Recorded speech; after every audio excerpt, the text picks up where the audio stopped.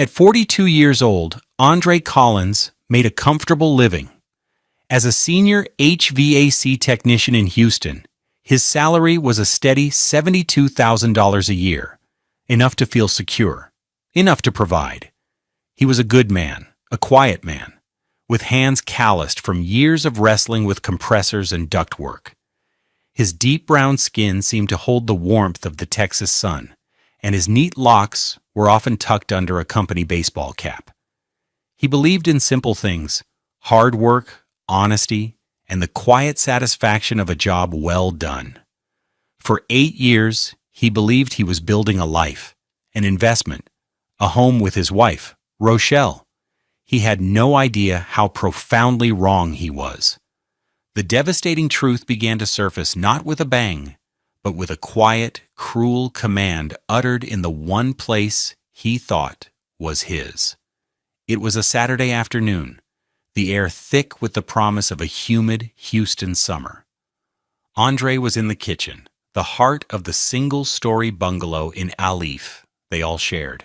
He had laid out the ingredients for his special gumbo, a recipe passed down from his father. The holy trinity of onion, celery, and bell pepper was already diced, a colorful mound on his $80 bamboo cutting board. He'd spent over $120 at the local H-E-B on fresh Gulf shrimp, andouille sausage, and all the necessary spices. The kitchen was his pride, mostly because he had personally outfitted it. The gleaming $2,000 Samsung Smart Fridge hummed quietly, a testament to his good credit. He was stirring a roux in a heavy-bottomed pot on the $3,200 Wolf gas range he'd installed as a 5th anniversary present to Rochelle, a luxury she'd coveted. The smell of toasting flour and butter was just beginning to fill the air. That's when Gloria, his mother-in-law, walked in. Gloria was a woman who carried herself with an air of regal ownership, her silver hair perfectly coiffed, her nails always manicured. She surveyed the scene, her eyes landing on Andre at her expensive stove. A frown creased her smooth, light brown face. "Andre, what are you doing?" Her voice was not curious, it was accusatory.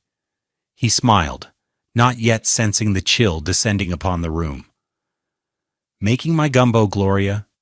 Thought we could have a nice family dinner." Gloria walked over and peered into the pot. Her nose wrinkled as if she smelled something foul. "This is a mess." She waved a dismissive hand, the diamonds on her $3,000 anniversary ring catching the light. "And this is my kitchen." She turned to face him, her expression one of utter condescension. "You pay the bills, Andre. That's your role. You don't belong in here, making a mess of my things. Get out." The words hung in the air sharper than any knife. Get out. Not let me help, not maybe later. Just a cold, hard dismissal. Andre stood frozen, the wooden spoon suspended over the pot. He felt the blood drain from his face. At that moment, Rochelle drifted in, drawn by the voices. She was wearing a new $400 silk lounge set Andre's credit card had paid for last week. She saw her husband's stunned face and her mother's imperious stance. "What's going on?" Rochelle asked, her voice light. "I've told Andre to leave the kitchen," Gloria said, not taking her eyes off him. "He can order a pizza if he's hungry. He's good at paying for things." Andre looked at his wife, searching for an ally, for a single word of defense. He found none. Rochelle gave a little placating laugh and touched his arm. "Mama's right, honey. You know how she is about her kitchen. Let's not make a fuss. We can just order from Frenchie's. Come on." She was siding with her. She was validating the insult. In that moment, Andre wasn't a husband or a partner. He was a service provider, an ATM, a guest who had overstepped his bounds. He looked from his wife's averted eyes to his mother-in-law's triumphant smirk. Without a word, he turned off the burner. He carefully placed the spoon on the counter, took off the apron he was wearing, and folded it. He scraped the $100 worth of chopped vegetables into the trash. He put the lid on the pot of useless, half-cooked roux. He did it all with a slow, deliberate calmness that was more terrifying than any shouting match could have been. He washed his hands, dried them, and walked out of the kitchen, the echo of Gloria's words carving a canyon in his soul. "You pay bills, Andre. You don't belong here." He went into the backyard and sat on the steps of the patio he had built with his own 2 hands, a project that had cost him $1,500 in materials and 3 full weekends of labor. The sun was setting, casting long shadows across the perfectly manicured lawn he mowed every Saturday. He had never felt so utterly alone in a place so full of his own sweat and money.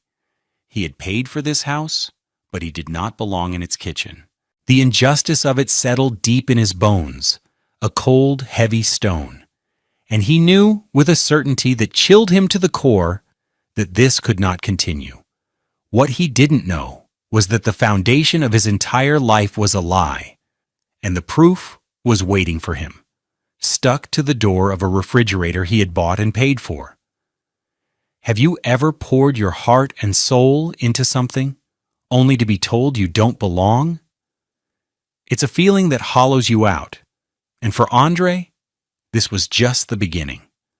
Stick with us to see how a man who was treated like a walking wallet finally decided to close the bank. The arrangement had started 8 years ago, born out of a crisis, and presented as an opportunity. Gloria, recently widowed, was on the verge of losing her home in Alief. The mortgage on the 3-bedroom bungalow, a modest brick house on a quiet street, was more than her widow's pension could handle. The original loan was for $180,000, and she still owed a considerable amount. Rochelle had come to Andre with tears in her eyes, her face a mask of loving concern for her mother. They were sitting in their small, cramped apartment at the time, a place that cost them $1,300 a month in rent. "My mama is going to be homeless, Andre," she'd said, her voice thick with emotion. "She's worked her whole life for that house. It's all she has left of my daddy." Andre, a man whose entire life was built on the principle of fixing things, immediately wanted to help. "What can we do, baby? We can give her some money each month." Rochelle had a bigger idea. "No, it's more than that. She needs a permanent solution."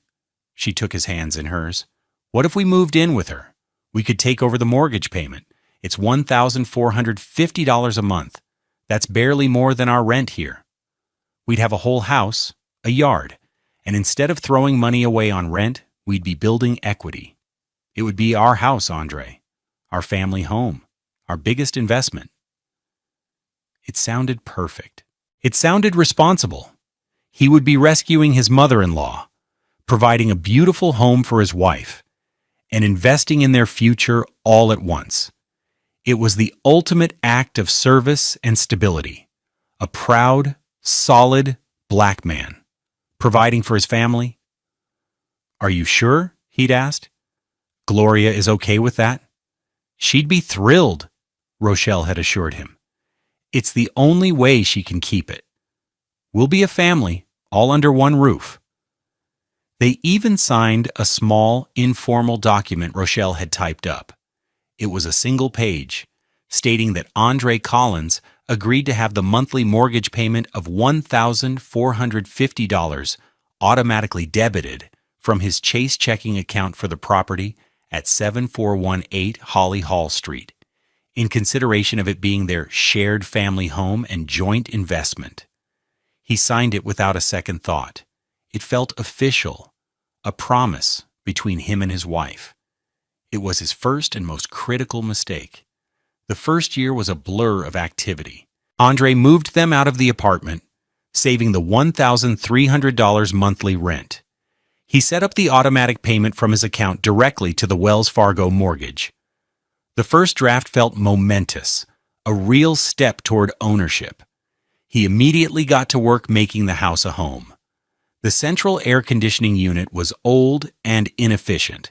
As an HVAC professional, he couldn't stand it. He got a brand new, top-of-the-line $4,500 train unit at his wholesale cost, and spent an entire weekend installing it himself, saving them at least $3,000 in labor. Gloria and Rochelle had praised him effusively, bringing him lemonade while he worked in the blistering Houston heat. He painted the living room, a soft gray Rochelle had picked out. He replaced all the old corroded faucets in the bathrooms with shiny new Moen fixtures, a $400 expense. He bought a new lawnmower, a $350 Craftsman, and took pride in keeping the St. Augustine grass thick and green. The house was his project, his canvas. Every paycheck went toward its upkeep and improvement. His $72,000 salary was stretched between the $1,450 mortgage, the utility bills which were now in his name, the car payment on his $35,000 Ford F-150, and the constant stream of household needs. Rochelle and Gloria, meanwhile, settled into a life of comfort. With the housing cost covered, Rochelle's $41,000 salary as a receptionist was almost entirely disposable income. She bought new clothes from Macy's and Dillard's, her closet filling with brands like Michael Kors and Coach. Her shoe collection alone was worth more than Andre's entire tool set, which he relied on to make his living. His $80 Red Wing work boots stood in stark contrast to her rows of $600 Stuart Weitzman heels. Gloria, her financial worries erased, spent her days gardening and hosting her friends from church for long lunches. They would sit on the patio furniture Andre had assembled, drinking iced tea and admiring the rose bushes Gloria tended. Andre was often at work during these gatherings, but when he was home, he felt like staff. Gloria would ask him to fetch things, to check the air conditioning, to take out the trash, always with a polite but firm tone that set him apart from the guests. He was the handyman, the groundskeeper, the financial backbone, but he was not one of them. He tried to ignore the feeling. He told himself it was just Gloria's way. He was a simple man, and she was a proud woman. He was providing. That was his role, and he took pride in it. But the small slights began to accumulate, like stones in his pocket, weighing him down bit by bit. The small slights soon grew into larger, more painful moments of exclusion, each one a crack in the facade of their happy family. The betrayal wasn't a single event, but a slow, creeping erosion of his dignity, a death by 1,000 cuts. The outrage accumulated in the quiet corners of his heart, a pressure building with no release valve. The first major crack appeared during a family barbecue, about 2 years into the arrangement. Andre was at the helm of the $800 Weber grill he'd bought for the backyard, flipping burgers and hot dogs. The air was filled with the sounds of laughter and the upbeat rhythm of a gospel station playing softly from a portable speaker. Rochelle's cousins, aunts, and uncles were scattered across the lawn, enjoying the beautiful Saturday afternoon. Andre felt a swell of pride. This was the life he was building, a home filled with family, good food, and joy.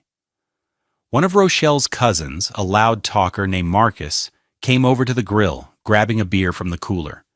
"Man, this is a nice setup you got here, Andre," he said, clapping him on the back. "You're living good. What's it like living in Auntie Gloria's house? She keeps it nice." The question was casual, innocent. But the phrasing, Gloria's house, prickled at Andre. He forced a smile. "It's our house, man. We all live here."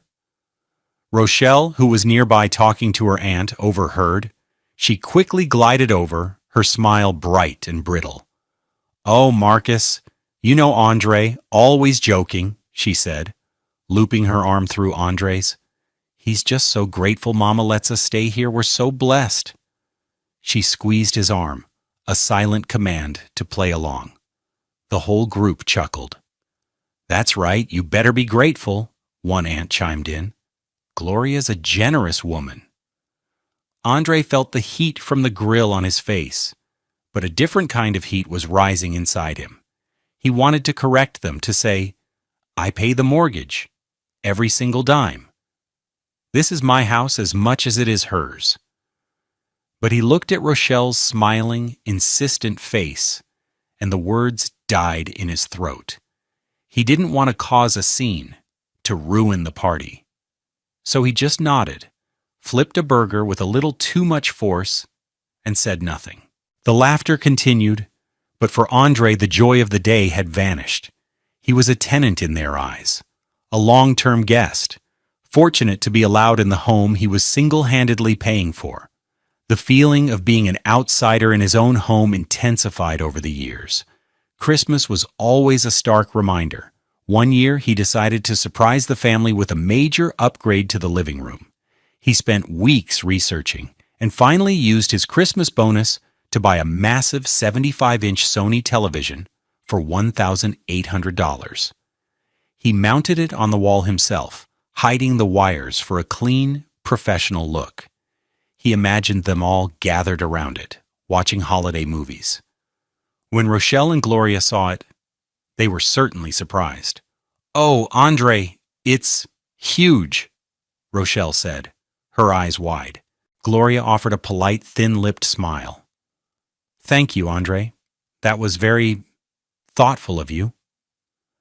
Later that evening, he was in the hallway when he overheard Gloria talking to Rochelle in the kitchen, their voices low. "It's just too big for the space, don't you think?" Gloria said, her voice laced with disapproval. "It's a bit ostentatious. It makes the whole room look smaller." "I know, Mama," Rochelle whispered back, "but he was so excited about it. We'll just have to get used to it." Andre stood in the shadows of the hall, the brand-new television casting a brilliant, mocking light into the living room. It wasn't a gift to the family. It was an imposition. It was his taste, his choice, and therefore it was wrong. He felt a familiar, sinking feeling. His contributions were not seen as investments in a shared life, but as temporary additions to Gloria's house, to be tolerated, but not truly embraced. He was decorating a home that would never really be his. The financial lines, once presented as so clear, became increasingly blurred and weaponized against him. Rochelle's spending habits grew more extravagant. One spring, she and Gloria became obsessed with the idea of a 7-day Caribbean cruise. The brochures were left open on the coffee table. The cost for the two of them, for a balcony suite, was just over $5,000. "We should book it, honey," Rochelle said one evening, snuggling up to him on the sofa. Andre was tired. He'd just finished a grueling week, crawling through stifling attics and dusty crawl spaces. He'd been putting in overtime to save up for a new set of diagnostic tools that would cost him nearly $1,200. "A cruise? Rochelle, I don't think we can swing that right now. $5,000 is a lot of money." Her face fell. She pulled away, her expression shifting from affection to annoyance. "What are you talking about? You make good money, Andre. What's the point of you working so hard if we can't enjoy it?" "We do enjoy it," he said, trying to keep his voice even. "We have this house. We have everything we need. The mortgage, the bills. It all adds up." And then she said it. The words that struck him like a slap. "But we live rent-free. That was the whole point of moving in here. All that money we save should be for us to have fun. Rent-free." The phrase hung in the air between them, ugly and sharp. "It's not rent-free, Rochelle," he said, his voice dangerously quiet. "I pay a mortgage. We are supposed to be building equity. It's an investment, remember?" She threw her hands up in exasperation. "Oh, it's the same thing. Mortgage, rent, whatever. It's a bill you pay so we can live here. Why are you being so difficult about this? My mother and I deserve a vacation. You're not even coming. So, what do you care?" He had no answer for that. The conversation was over. She was telling him that his money was for her and her mother's enjoyment, and his opinion on how it was spent was irrelevant. His role was simply to generate the funds. They ended up taking the cruise. Andre saw the $5,230 charge on his Capital One card, which he had been slowly trying to pay down. He worked 2 weekends in a row to cover the extra cost, the exhaustion settling into his bones like a deep chill. All these moments, all these humiliations, were leading to one place. They were the kindling, the dry tinder, waiting for a spark. And that spark came on that fateful Saturday afternoon in the kitchen. The gumbo incident was not the start of the problem. It was the culmination of 8 years of being diminished, disrespected, and devalued. When Gloria said, "Get out of my kitchen," she wasn't just talking about the room. She was articulating the unspoken truth of their entire arrangement. This was her house. This was her space. He was the financial engine that kept it running, but he was not a part of the machine. He was the fuel, meant to be burned up and consumed without complaint. As he sat on the back steps that evening, the smell of his wasted ingredients still lingering in the air, he replayed the scene in his mind. He saw Rochelle's easy dismissal of his hurt, her quick alignment with her mother. For 8 years, he had told himself he was the patriarch of this family, the provider, the protector. But the truth was, he was just a tenant with a very expensive, very unfair lease. He was a fool. The rage that had been slowly building for years finally cooled into something else entirely. It became a cold, hard resolve. Something had to change. He just didn't realize how deep the deception went, or how swift and silent his response would be once he found out. He was about to discover the full scope of their betrayal, and they had no idea what was coming. Do you think they deserved what was coming to them? Let us know in the comments. The way Andre handled this situation is something you won't want to miss. The days following the kitchen incident were cloaked in a tense, artificial peace. Andre moved through the house like a ghost, his presence physical, but his spirit absent. He was polite, detached, an actor playing the part of a husband. Rochelle and Gloria seemed to take his silence as contrition, as if he had accepted his place. They had no idea it was the calm before a storm that would tear their comfortable world apart. The discovery of the full, calculated betrayal happened on a Tuesday morning at 6:47 a.m. Andre had woken up early, the house still dark and silent. He couldn't sleep. The scene in the kitchen played on a loop in his mind. He walked into the kitchen where he'd been so thoroughly dismissed, the same room that held the gleaming $2,000 Samsung refrigerator he'd been so proud of.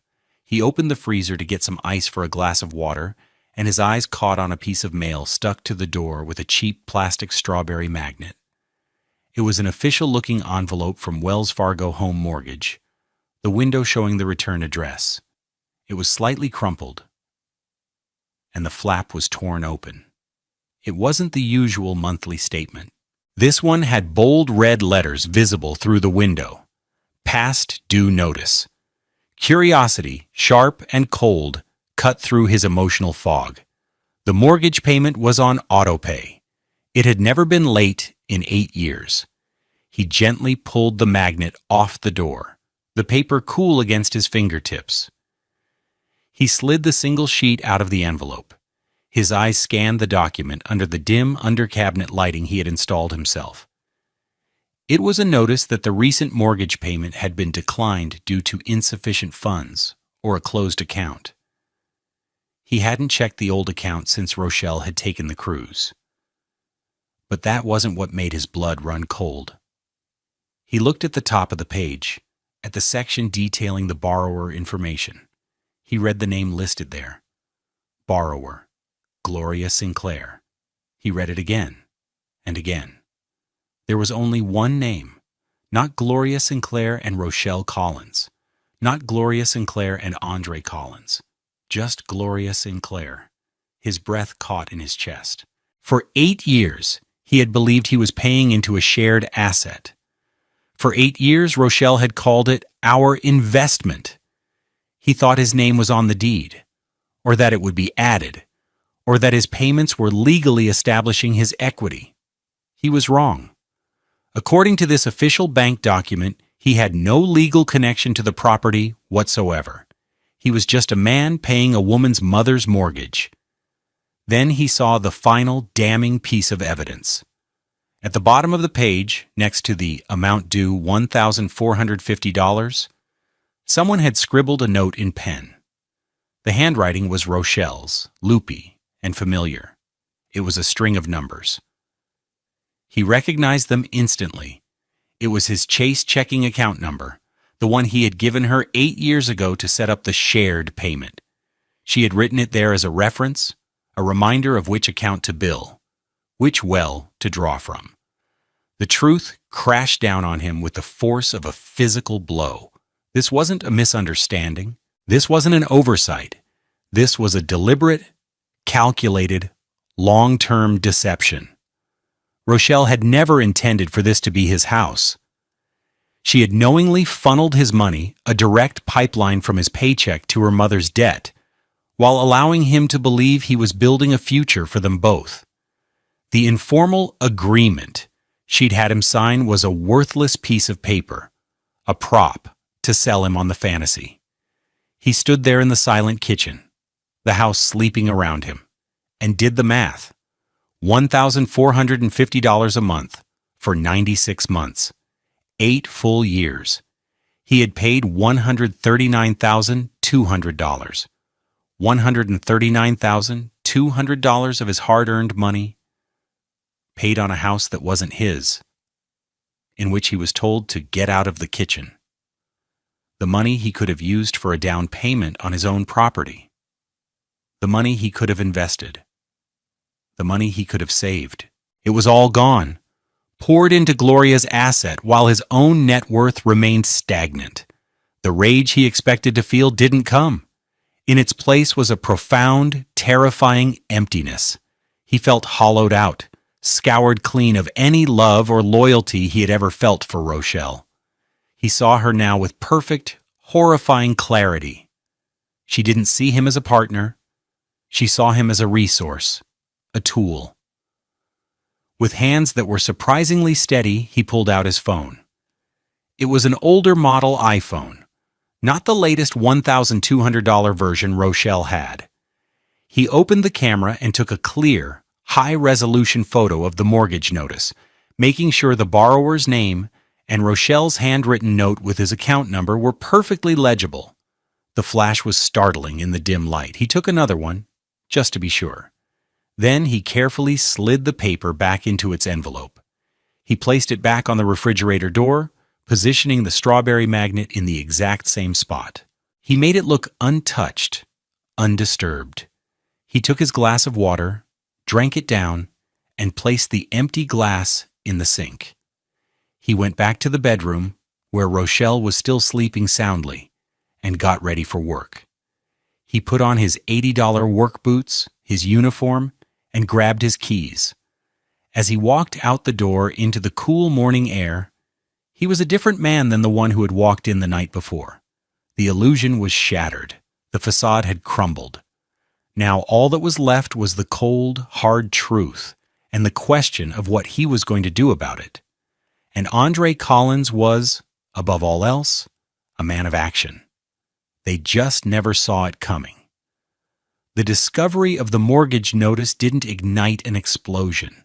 It started a slow, controlled burn inside Andre. Confrontation would give them a chance to lie, to cry, to manipulate. He had seen Rochelle do it 100 times. This time would be different. This time, he would not play their game. He would create his own. The period after his discovery was an exercise in supreme self-control, a masterclass in playing dumb, while his mind worked with the cold precision of a surgeon. That Tuesday evening, he walked back into the house on Holly Hall Street, every fiber of his being screaming at him to turn around and never come back. But he pushed the feeling down.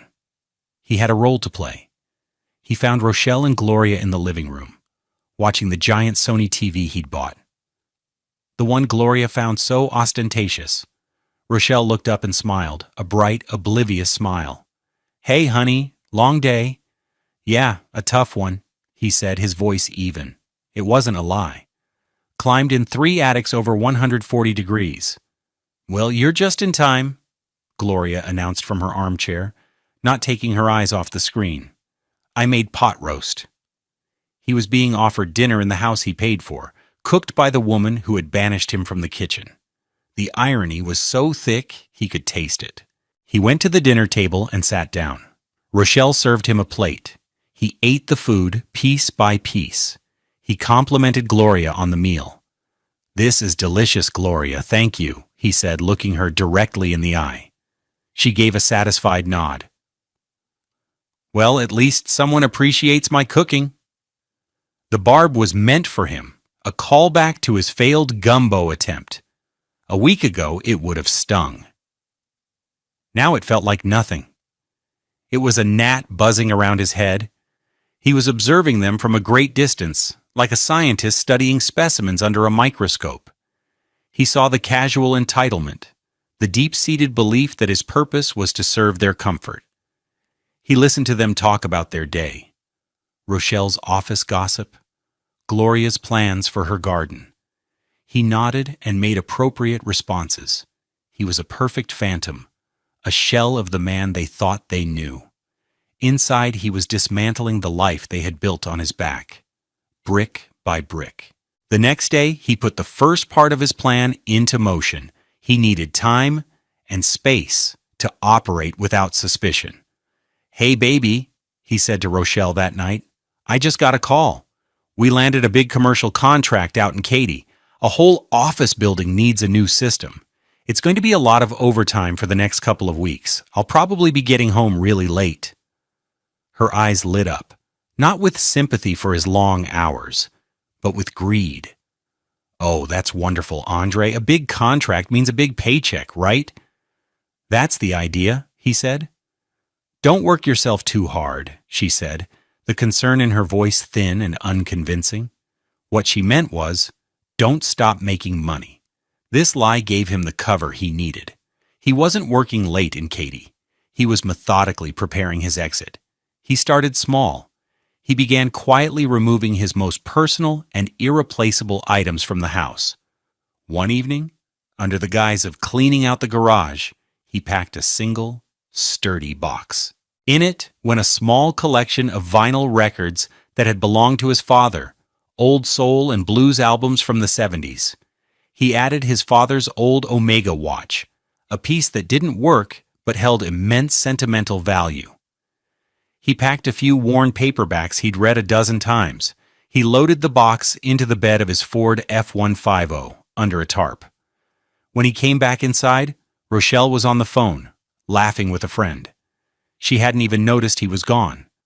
The next day, during his late night at work, he drove the box to a public storage unit he had rented online for $59 a month. It was a small 5x5 unit, just enough for the essentials. Over the next week, he made several more trips. He took his good work tools, his $1,500 Makita combo kit that he normally kept in the garage. He told Rochelle he was taking them to the job site so he wouldn't have to haul them back and forth. She just nodded, uninterested in the details of his labor. He packed his winter clothes, his high school yearbooks, and a framed photo of his parents.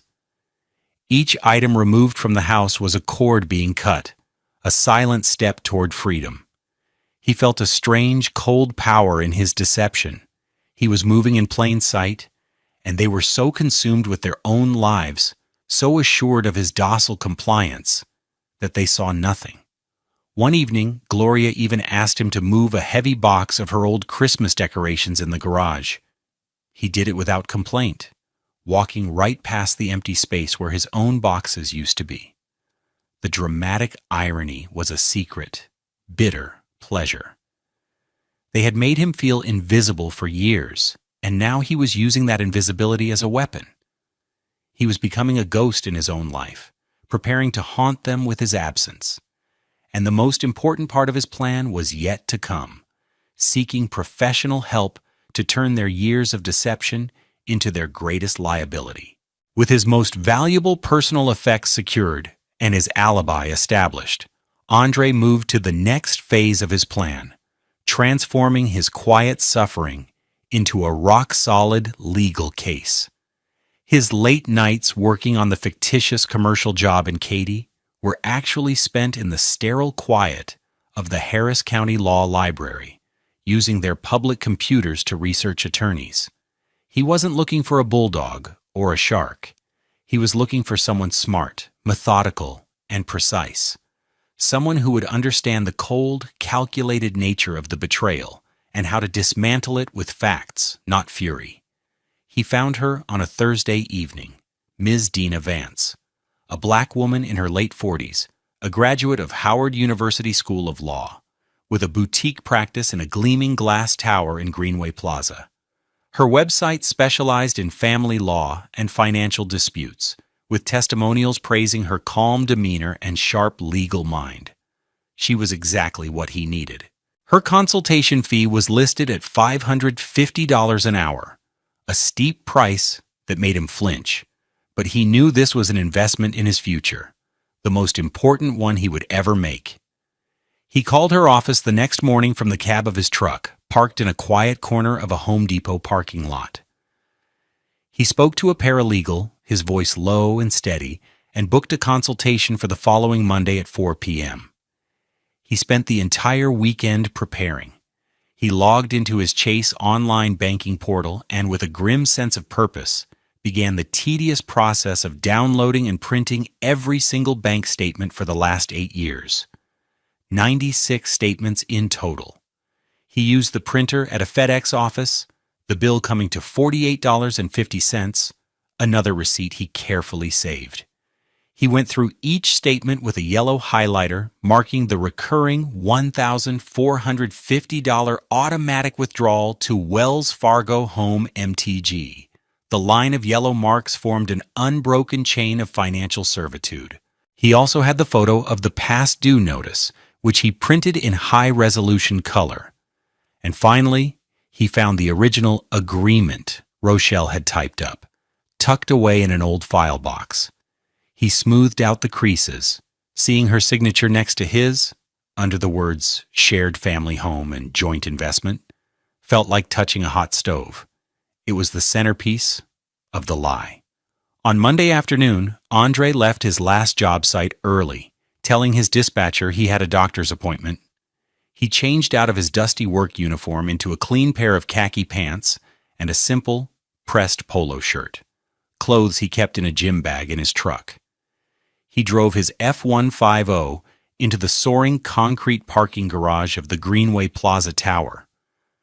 The oversized truck looking out of place next to the rows of expensive sedans and luxury SUVs, the BMWs and Mercedes that cost more than his annual salary. Ms. Vance's office was on the 22nd floor. The view of the city was breathtaking, but Andre barely noticed. He sat in the plush waiting room, his heart pounding a steady, heavy rhythm against his ribs. He clutched a worn leather portfolio containing his evidence. Ms. Vance was even more impressive in person. She was tall and elegant, with intricate braids coiled into a graceful bun. Her eyes were intelligent and missed nothing. She greeted him with a firm handshake and led him into a conference room with floor-to-ceiling windows. "Mr. Collins," she said, her voice calm and professional, "thank you for coming in. Please tell me what's going on." For the next 30 minutes, Andre laid out the story. He spoke without emotion, presenting the facts as he knew them. The promise of a shared investment, the 8 years of payments, the informal agreement, the constant dismissal and disrespect, the kitchen incident, and finally, the discovery of the mortgage notice. He slid the documents across the polished mahogany table, the stack of highlighted bank statements, the color printout of the notice with Rochelle's handwritten note, in Mesh one handwritten, and the signed agreement. Ms. Vance listened without interruption, her expression unreadable. She picked up the photo of the notice and studied it closely. Then she looked at the informal agreement. Finally, she began to flip through the bank statements one by one. The only sound in the room was the soft rustle of paper. After several long minutes, she placed the papers back into a neat pile and looked directly at Andre. Her calm demeanor had shifted. There was a new hardness in her eyes, a glint of steel. "Mr. Collins," she said, her voice low and firm, "this is not just a family dispute. Based on these documents, this is a textbook case of financial abuse and what the law calls unjust enrichment. Your wife and mother-in-law have been unjustly enriched at your expense under fraudulent pretenses for the better part of a decade." Hearing his reality, affirmed by a legal professional, was profoundly validating. It wasn't just him being sensitive. It was real. "The informal agreement you both signed," she continued, tapping the paper, "while not a deed or a title, is a crucial piece of evidence. It establishes intent. It proves your payments were made with the explicit understanding that you were building equity in a joint investment." Her signature on this document, combined with her handwritten note of your bank account number on a notice addressed solely to her mother, creates a very clear and damning narrative. She leaned forward. "They made a critical mistake, Mr. Collins. They got greedy, and they got sloppy. They put it in writing." "So what can I do?" Andre asked, his voice barely a whisper. "We have two immediate courses of action, Ms." Vance explained, "all business now. First, we stop the bleeding. Today, you will cease all payments immediately. You will open a new bank account at a completely different institution and redirect your direct deposit there. You will close the old account. Do not tell them you are doing this. Let the payment fail. And second, we file a petition in Harris County Court. We will sue both Gloria Sinclair and Rochelle Collins for full reimbursement of the $139,200 you have paid, plus interest and my legal fees. We will attach every single one of these bank statements and this agreement as evidence. We will seek to place a lien against the property for the amount you are owed. This means she cannot sell it or refinance it without paying you first." She looked at him, her gaze unwavering. "They counted on you being a quiet, compliant man who would never fight back. We are going to show them just how wrong they were. Your strength is not in shouting, Mr. Collins. It's in your meticulous records and your resolve. We will not be emotional. We will be factual. We will be relentless." Andre felt a weight lift from his shoulders, replaced by a sense of purpose so powerful it almost made him dizzy. He had been a victim. Now he was a plaintiff. He had an advocate. He had a plan. "Okay," he said, his voice clear and strong for the first time in weeks. "Let's do it." He wrote her a check for a $5,000 retainer from his modest savings, the most money he'd ever spent at one time outside of a vehicle purchase. As he walked out of the gleaming office tower and back to his dusty work truck, the setting sun glinted off the glass buildings, and for the first time in a long time, Andre felt like he could see his own reflection clearly. The strike was not an act of aggression, but an act of profound and total stillness. It was a cessation, a full stop. There would be no dramatic confrontation, no tearful accusations, no final, explosive fight. Andre's revenge, if it could be called that, would be the sound of silence. It would be the gaping void left by his absence, an absence of money, of labor, of presence. The coordinated action was executed with the quiet precision he normally reserved for calibrating a sensitive thermostat. The very next day was the 31st of the month. The mortgage payment was scheduled to be drafted on the 1st. Following Ms. Vance's instructions to the letter, Andre took his lunch break and drove to a branch of Frost Bank, a Texas-based institution he chose specifically because it had no connection to his old life. In 20 minutes, he had opened a new checking and savings account. He was given a temporary debit card and a stack of starter checks. His next stop was his own company's payroll department.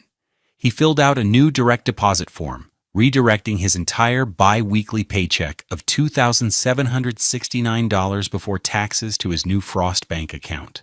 The change would be effective immediately. The final step was the most symbolic. He sat in his truck in the parking lot, pulled out his phone, and logged into his old Chase banking app one last time. He saw the remaining balance, $3,278.45.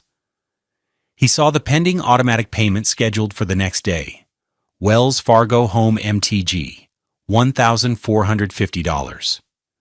He tapped on the transaction and, with a simple, definitive press of his finger, selected Cancel Payment. A confirmation screen popped up. "Are you sure you want to cancel this scheduled payment?" He pressed Yes. Then he initiated a transfer of the entire remaining balance to his new Frost Bank account. The app confirmed the transfer would process within 1 business day. Finally, he navigated to the Account Services menu and found the option he was looking for. Close account. He followed the prompts. Within 60 seconds, a message appeared on the screen. Your Chase checking account ending in 8432 has been successfully closed. It was done. The financial pipeline that had sustained Gloria and Rochelle's comfortable life for 8 years had been severed. The well was dry. That evening, he went back to the house on Holly Hall Street one last time. The lie about the Katie job had run its course. He walked through the rooms, a silent observer of a life that was no longer his. He saw the big screen TV, the expensive stove, the patio furniture. They were no longer symbols of his contribution, but artifacts of his exploitation. They were just things. Expensive things someone else would now have to figure out how to pay for. He packed a single duffel bag with his remaining work uniforms and toiletries. He left everything else. The clothes in the closet, the books on the nightstand, the electric razor in the bathroom. He was severing ties completely. They could keep the stuff. It was all paid for anyway. As he was about to walk out the door, Rochelle came into the hall. "Oh, you're home early," she said, surprised. "Are you leaving again?" she asked, eyeing the duffel bag. "Yeah," he said, his voice neutral. "Gotta get an early start tomorrow." It was the last lie he would ever tell her. "Okay, well, drive safe," she said, already turning away, her attention drifting back to the television. She didn't ask where he was going. She didn't ask why he had a bag. She just assumed he would be back, that the money would continue to flow, that the world would remain exactly as it was. She had no idea that the ground beneath her feet was already beginning to crumble. Andre walked out the front door and didn't look back. He got into his 2018 Ford F-150, the truck that was almost paid off, his one true asset. He drove away from the little brick bungalow in A-Leaf, the streetlights tracing patterns on his windshield. He didn't feel anger or sadness. He felt a profound, chilling sense of peace. He drove west on the West Park Tollway, the city lights shrinking in his rearview mirror. He checked into a modest extended-stay hotel in the West Chase district, a part of Houston where no one knew him. The room was small and impersonal, with a kitchenette and a lumpy bed. It cost him $350 a week, a price he could easily afford now that he wasn't paying a $1,450 mortgage for someone else. He unpacked his duffel bag, set his father's watch on the nightstand, and sat on the edge of the bed. The room was silent. For the first time in 8 years, the only person his money was supporting was himself. The strike was complete. Now he just had to wait for the fallout, and he knew with absolute certainty that it was coming. They had underestimated him. They had mistaken his quiet nature for weakness. They were about to learn that the most dangerous man is the one who has nothing left to lose. The silence from his end was the loudest sound they had ever heard. The first ripple of their collapsing world arrived via text message 4 days later, on the 5th of the month. It was from Rochelle. 11:15 a.m. Hey, the mortgage payment bounced. Wells Fargo sent an email. Weird. Did you change something with the account? Andre read the message and set his phone down. He did not reply. The message was casual, annoyed, but not yet panicked. She assumed it was a simple mistake, a technical glitch he needed to fix. The thought that he might have done it deliberately had not yet entered her mind. The next day, the 6th of the month, his phone rang. It was Rochelle. He watched her name flash on the screen, then let it go to voicemail. A minute later, the notification popped up. He listened to it, his face impassive. Andre, call me. The bank called Mama directly. They said the payment was rejected, and now they're charging a $50 late fee. She's really upset. You need to call them and sort this out. Just fix it, okay? Her voice was tight with irritation. The request was a command, not a plea. He was the fixer. It was his job. He deleted the voicemail.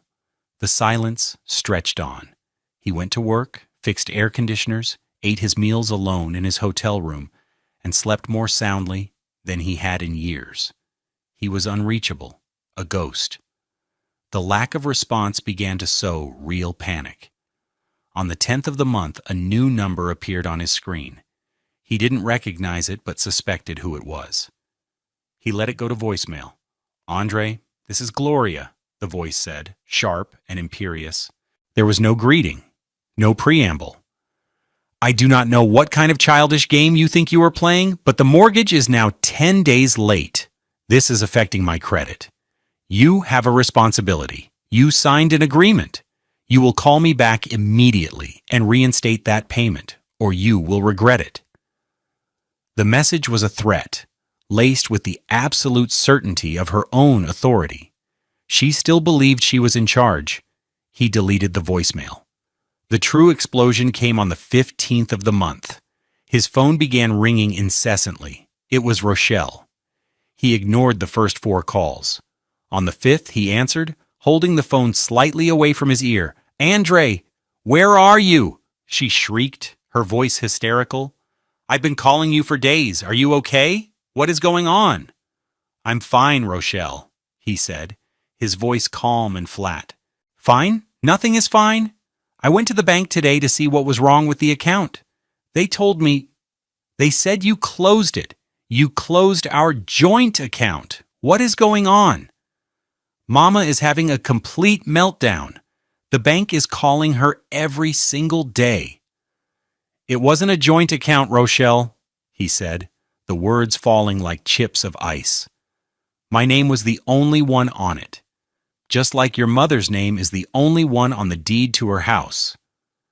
There was a sudden, sharp silence on the other end of the line. He could hear her breath hitch.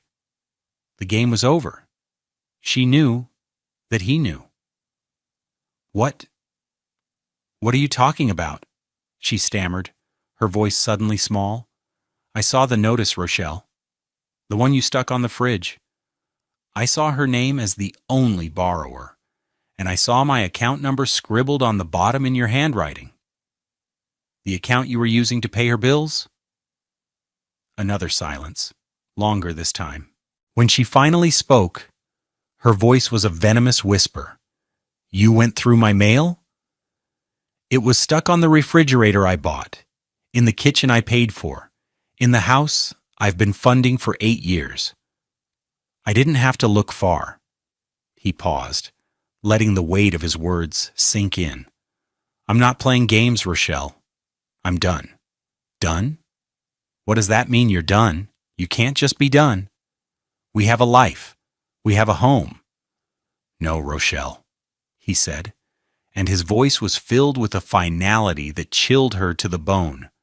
You and your mother have a home. You have a mortgage, and from now on, that's your problem, not mine." He hung up the phone. He blocked her number. He blocked Gloria's number. The first part of the consequences cascade had begun.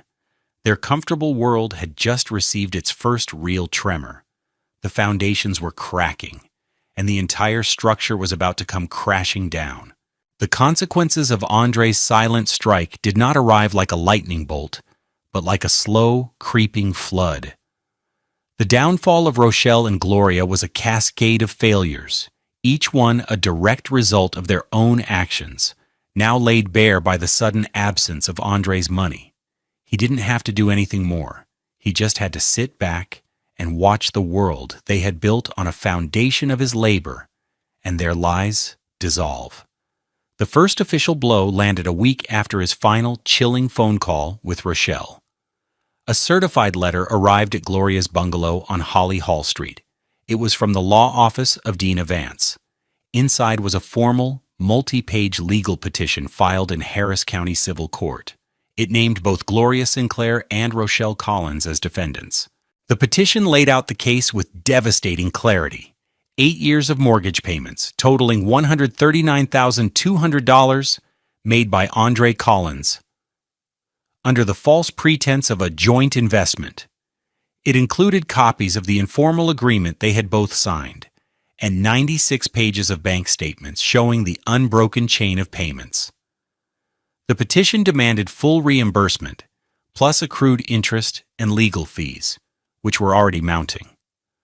Most devastatingly, it included a motion to place an equitable lien on the property for the full amount. Gloria, who had always prided herself on her perfect credit and financial prudence, was horrified. A lawsuit. A lien on her house. It was a public declaration of their deceit. She called Rochelle, her voice shaking with a mixture of rage and fear. "What is this? What did you tell this man?" "He's suing us for over $140,000. Rochelle, whose own life was spiraling, had no answers. "He knows, Mama. He knows about the house title. He found out everything." Their world, once so secure, began to contract. The immediate problem was the mortgage. The payment for the current month was now almost 30 days past due. With the previous month's missed payment and penalties, they owed Wells Fargo nearly $3,000 just to bring the account current. It was money they simply did not have. Gloria's pension was a fixed $1,900 a month, barely enough for her own expenses, car insurance, and food. Rochelle's take-home pay from her $41,000 a year receptionist job was about $2,600 a month, but that was consumed by her car payment on a $32,000 Acura TLX, her credit card bills, which were substantial after years of treating Andre's income as a supplement, and her own lifestyle. There was no room for a $1,450 mortgage payment. Desperate, Rochelle showed up at Andre's job site, a residential complex in the Heights where his company was doing a major installation. She had found the location by calling his dispatcher and pretending it was an emergency. She saw him by his truck, talking to another tech. She ran over to him, her face streaked with tears. "Andre, please," she begged, her voice loud enough for his co-workers to hear. "You can't do this to us. We're family. You're destroying my mother's life." Andre looked at her, his expression unreadable behind his wraparound sunglasses. He was wearing his work uniform, covered in a light sheen of dust. He looked tired, but strong. "Rochelle," he said, his voice low and even, not wanting to make a scene for his colleagues. "I was never your family. I was your solution to a financial problem. I was the bill payer. I was the man you told to get out of the kitchen." He used their own words, the callback a quiet, devastating blow. "The lawsuit is between you, your mother, and my attorney. Don't come to my job again." He turned his back on her and walked away, leaving her standing alone in the middle of the parking lot. The humiliation was a fresh, public wound. The financial situation at the bungalow went from bad to worse. On day 45 of Andre's departure, a new notice arrived from the bank. The account was now officially in default. The amount required to cure the default was $4,420, including an escalating series of fees and penalties. Gloria's once pristine 780 credit score plummeted. She received a notice from her credit card company that her interest rate was being raised to 29.99% due to a significant negative event on her credit report. On day 60, the inevitable happened. Another certified letter arrived, this one with the terrifying heading, Notice of Intent to Foreclose. The bank was no longer asking for the past due amount. They were now threatening to accelerate the loan, meaning the entire remaining balance of approximately $95,000 would become due. To stop the proceedings, they had to pay the full arrears, now over $5,800, within 30 days. Panic set in. Gloria tried to get a personal loan, but with her credit score now in the low 600s and her only income being her pension, she was denied by 3 different banks. Rochelle's credit was even worse, maxed out and carrying high balances. They were trapped. The comfortable house, the beautiful garden, the life of ease. It had all been a mirage, sustained by a man they had disrespected and discarded. The final public humiliation came on day 90. A notice of foreclosure sale was officially posted on the front door of the house at 7418 Holly Hall Street. A representative from the bank taped the legal document in a plastic sleeve right on the front door for all the neighbors to see. The notice stated that the property would be sold at public auction on the steps of the Harris County Courthouse in 1 month's time. The news spread through their church and their social circle like wildfire. The whispers followed them everywhere. Gloria, the proud matriarch, was losing her home. Rochelle, the stylish daughter, was being sued alongside her mother. The shame was suffocating. They had no choice but to vacate the property before the auction. They had to pack up Gloria's life, all the possessions her late husband had left her, all the furniture Andre had paid to move in. They couldn't afford a professional moving service, which would have cost over $2,000. They had to rent a small U-Haul truck for $199 and do it themselves. A grueling, sweaty task that mirrored the work Andre used to do for them, without a second thought. Their new home was a cramped 2-bedroom apartment in a sprawling, faceless complex over by the Sam Houston Tollway. The rent was $1,600 a month, an expense that would consume nearly all of Gloria's pension and a huge chunk of Rochelle's salary. The kitchen was tiny, with cheap laminate countertops and a sputtering ancient GE stove. There was no garden, no patio, no space. The Grand Wolf range and the Samsung smart fridge were gone, sold for pennies on the dollar to a used appliance dealer for quick cash. The big-screen Sony TV wouldn't even fit in the new living room. The house on Holly Hall Street, the one Andre had poured $139,200 into, was sold at auction for $155,000.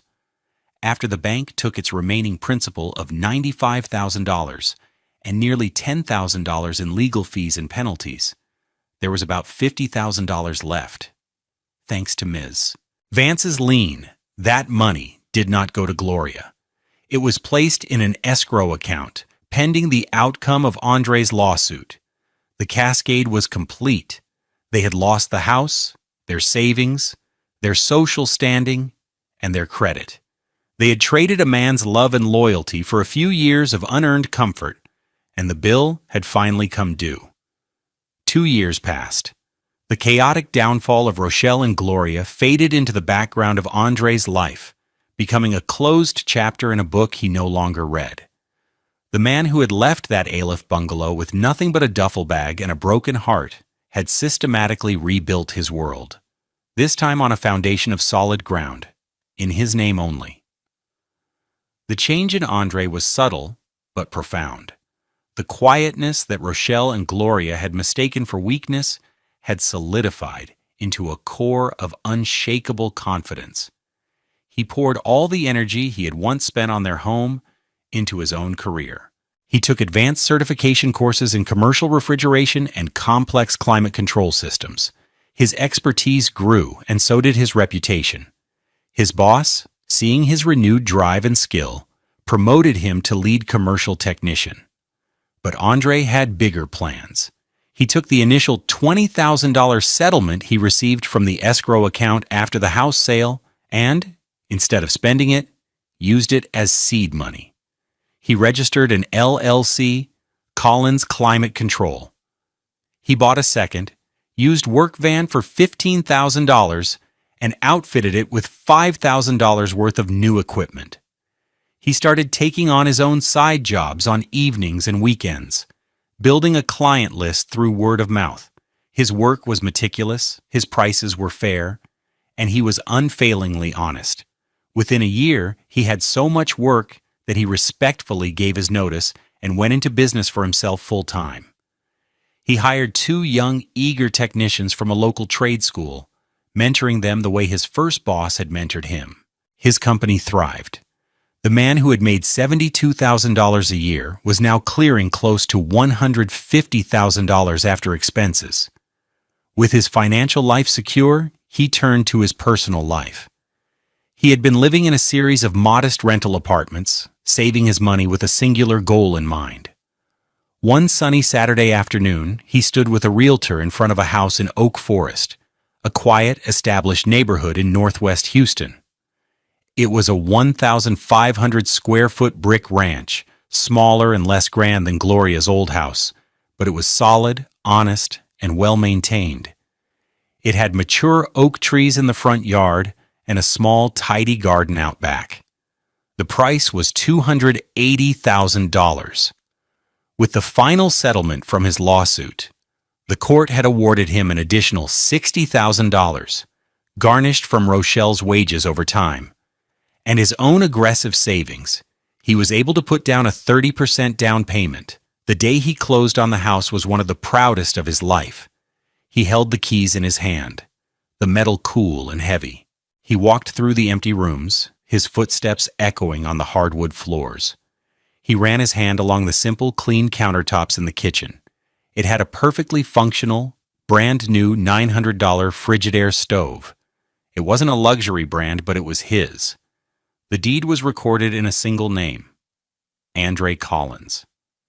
A few months after he moved in, he was in his new kitchen, the heart of his new home.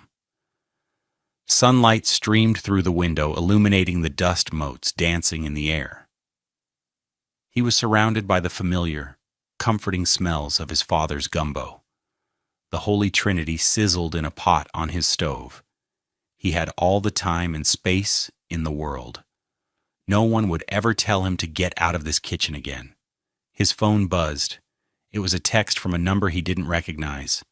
"Andre, it's Rochelle. I know you blocked me. I got your number from a cousin.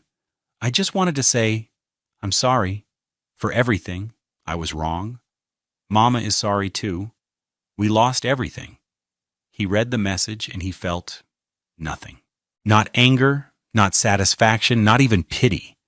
It was like reading a news story about strangers. Their apology, coming years too late, was for their comfort, not his. He had forgiven them long ago, not because they deserved it, but because he deserved peace. Holding on to that bitterness was like drinking poison and waiting for them to die. He had chosen to live. He typed a short, simple reply. "I wish you well, Rochelle." He sent the message and then blocked the number. He turned his attention back to the pot, giving the rich, dark roux a final stir before adding the shrimp. The smell of home, his home, filled the air. He had learned the hardest lesson of his life in that A-leaf bungalow. A home is not the walls you pay for, and family is not a title you are given. A true home is the place where you are respected, where your presence is valued as much as your provision. And true family are the people who build you up, not the ones who treat you as a resource to be drained. As he looked around his quiet, sunlit kitchen, Andre Collins knew he was finally, truly wealthy.